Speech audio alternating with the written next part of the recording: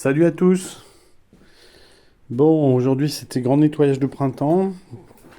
Tout ça c'est des choses qu'on a descendues du grenier pour les amener à la déchetterie. Alors pas demain parce que c'est lundi de Pâques, mais un jour prochain.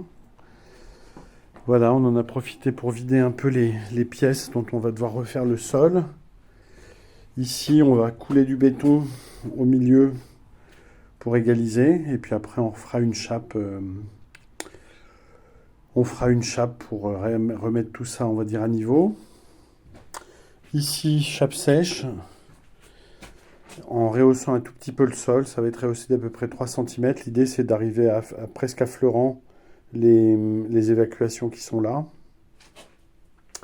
Voilà, donc pareil, ici, on a fait le grand vide pour pouvoir poser le géotextile avant les cailloux. On ira acheter le géotextile demain.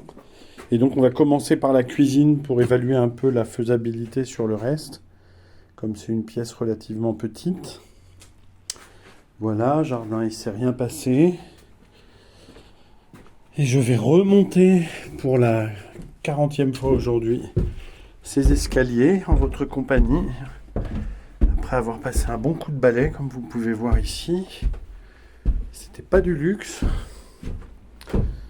Ici, toujours rien.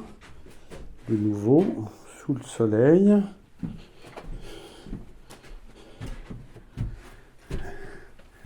Mélanie, elle a gratté. Elle est toujours en train de gratter. Et elle est toujours en train de gratter l'argile qu'il y avait sur le mur. Elle arrive à la brique. Avant, après. Dis bonjour Mélanie. Bonjour. Voilà. Avant, après. Avant, après. Alors, rien n'est plus dur et solide que le revêtement en argile pour les murs. Ah. C'est plus difficile à enlever que le ciment et le béton. Et c'est une connaisseuse qui en parle. Et voilà, ici on a ramassé, enfin j'ai ramassé tout le torchis qu'on avait fait tomber la fois passée pour libérer cette pièce dans laquelle on va faire un plafond, enfin un faux plafond avant l'isolant. Voilà, c'est pas mal, hein, ça fait de la place. Mélanie, tu leur fais au revoir. Et joyeuse Pâques et bonne chasse aux œufs à ceux qui en ont chassé.